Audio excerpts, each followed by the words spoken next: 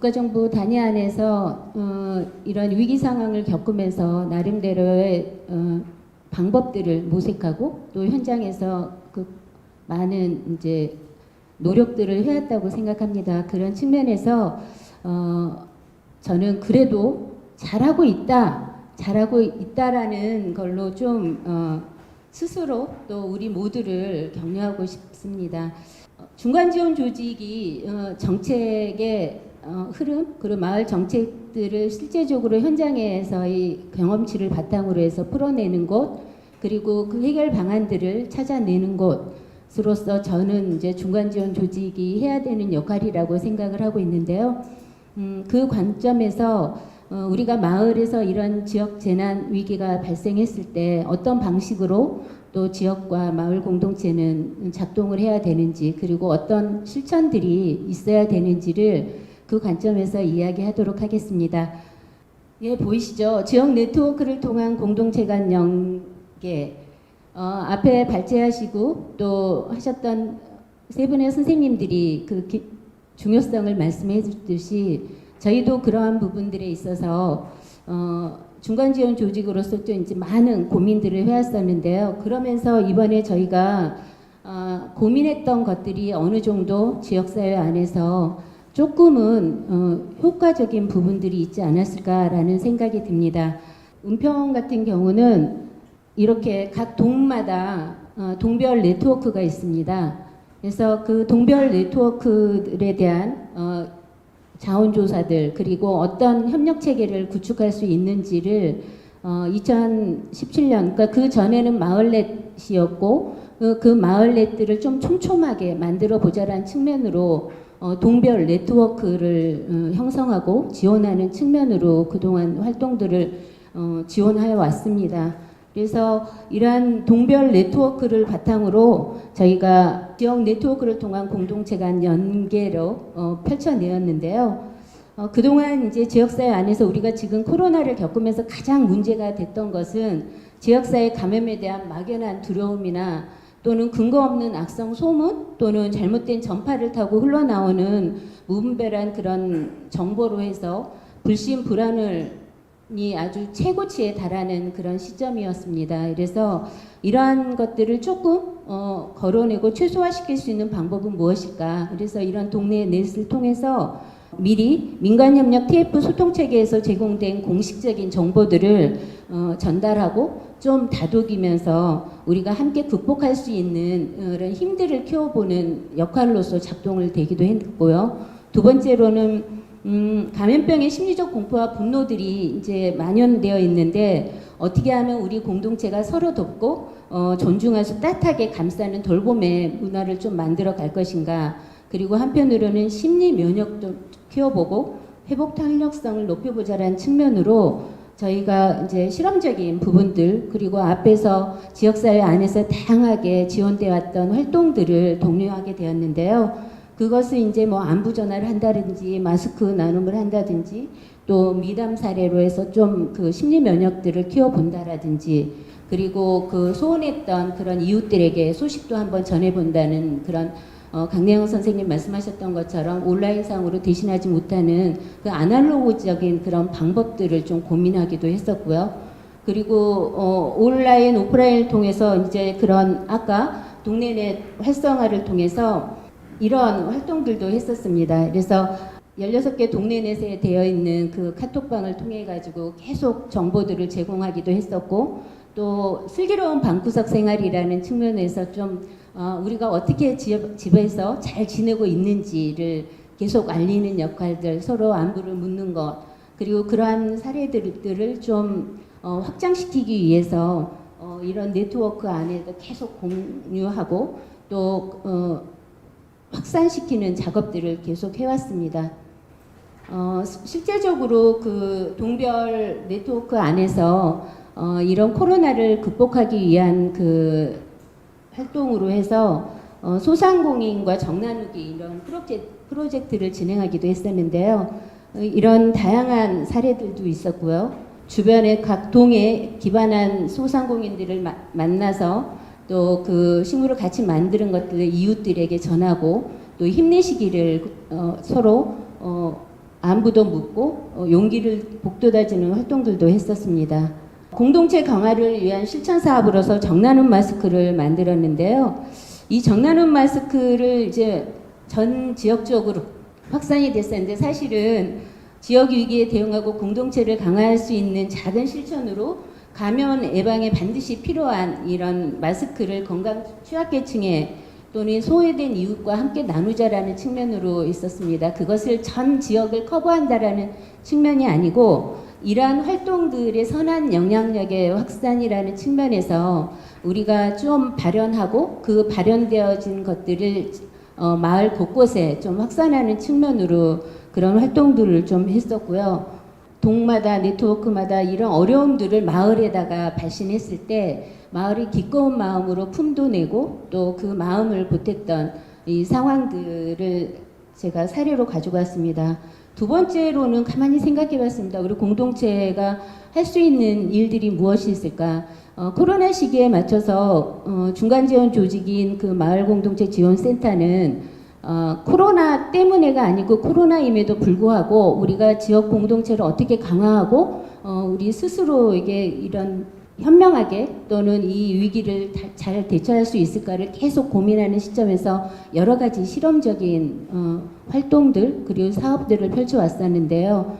저희도 이제 그런 측면에서 주거 비율이 높은 공동주택 안에서의 그런 주민들의 학교도 가지도 않고 또 집에만 머무르고 있다 보니까 그런 심리적인 스트레스도 굉장히 강화되고 또 한편으로는 그로 인한 갈등들이 계속 잠재되어 있는 상황이었죠. 그래서 이탈리아 그 발코니 음악회를 좀 모티브로 해서 우리가 공동주택 안에서 발코니 음악회를 한번 펼쳐보자. 근데 이것은 주민들이 관객으로서가 아니고 예를 들어서 잔치상을 차릴 때 메뉴도 같이 정하고 시장도 같이 가서 시장도 보고 음식을 같이 하고 역할에 따른 이런 분담을 해서 주민들이 직접 차리는 이런 잔치상 그래서 같이 먹는 측면으로 그래서 중간 지원 조직은 좀 뒤에서 지원하는 측면으로 이 장을 펼쳐냈었는데요.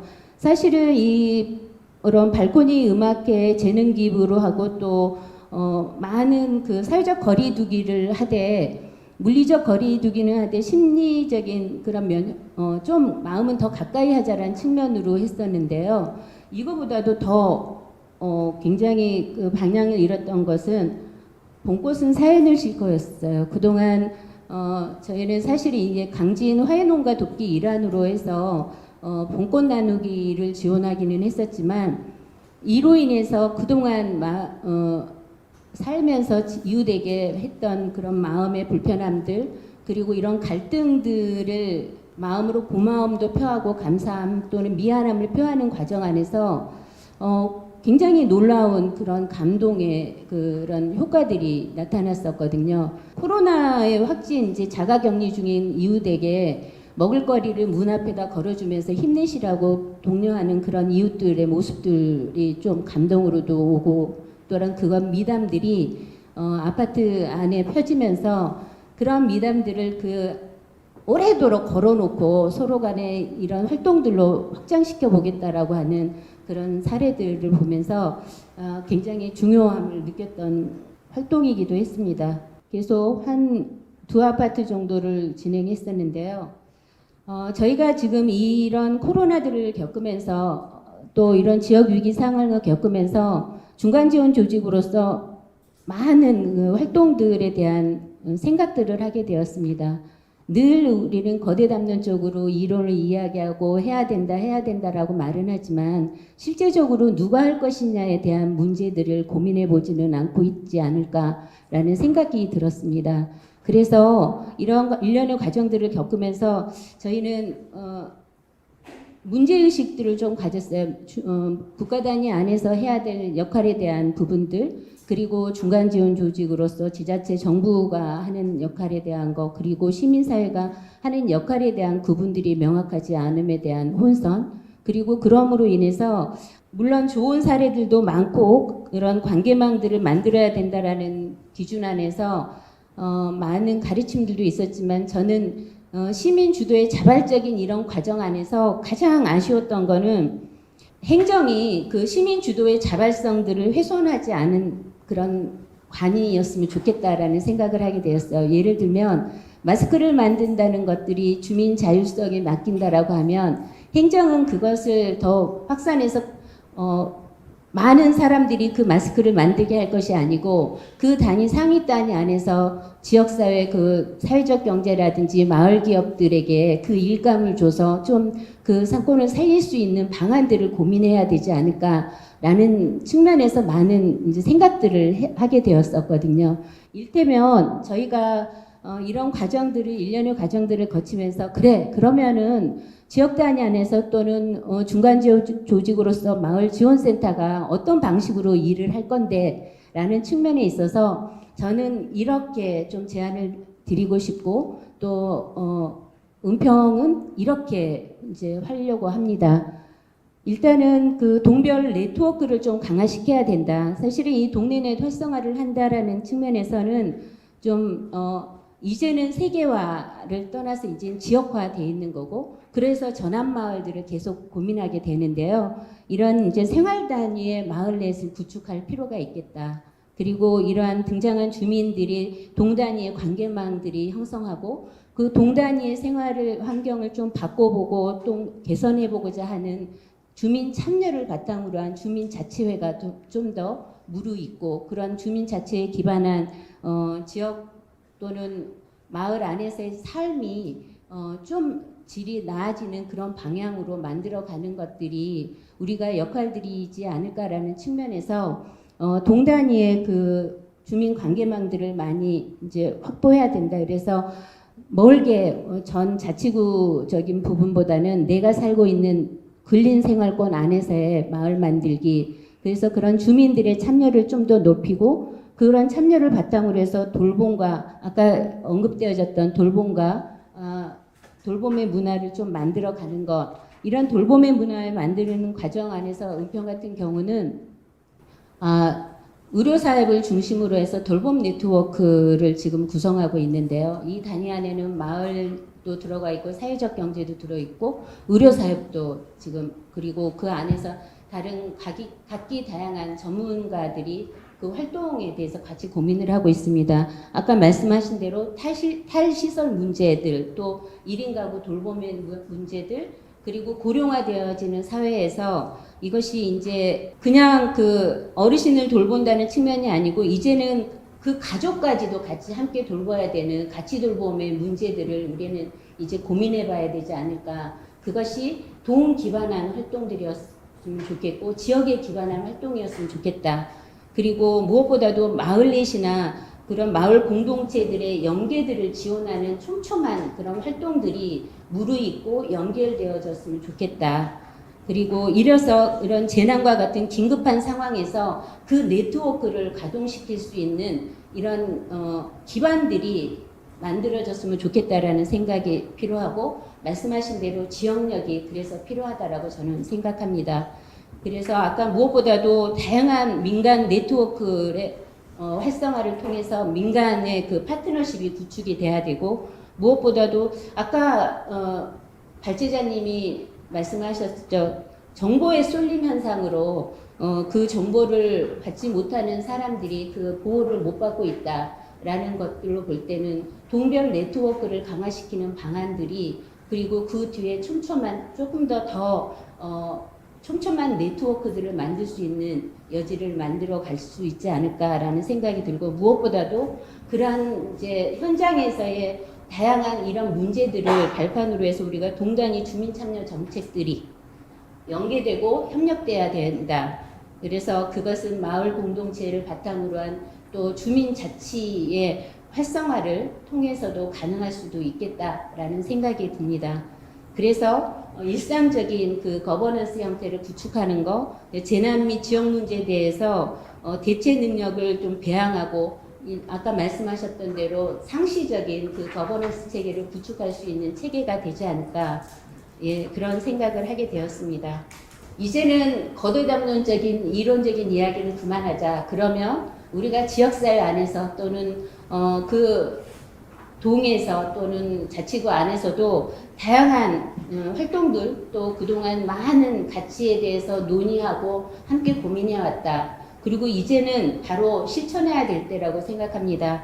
각 영역에서 고민하고 있고 그 경험치가 축적이 돼서 위기 능력이 강화될 것이다.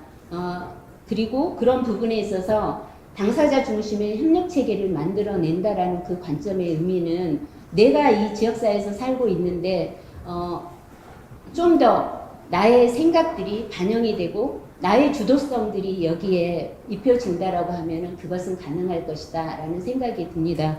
무엇보다도 내가 지역에 믿을 사람이 많다라는 것은 나의 삶을 더 풍족하게 하고 만족스럽게 한다라는 연구 결과가 있듯이 내가 살고 있는 이 지역 안에서 뭔가 돌봄의 문화가 만들어지고 혼자서 외롭지 않고 보통 재난 이후에 많은 자살률이 발생했던 것은 소외와 고립의 트라우마 때문에 많은 자살률이 발생한다고 하거든요. 이런 위기 상황에서 이웃이 이웃을 돌보는 그런 공동체성들이 좀 강화가 된다라고 하면 저는 그것이 해답이지 않을까. 국가는 더 넓은 단위 안에서의 컨트롤 타워적인 부분들 더 고민하고 또 행정력들이 또는 정책으로 펼 수 있는 거라고 한다면 지역사회 안에서 우리는 주민 주도성을 가지고 어떻게 촘촘하고 안전한 삶의 질이 만족스러운 환경들을 만들어 갈 것인가는 누구의 문제도 아니고 바로 이 삶을 살고 있는 지역 주민의 문제이고 책임이고 역할이지 않을까라는 생각이 듭니다.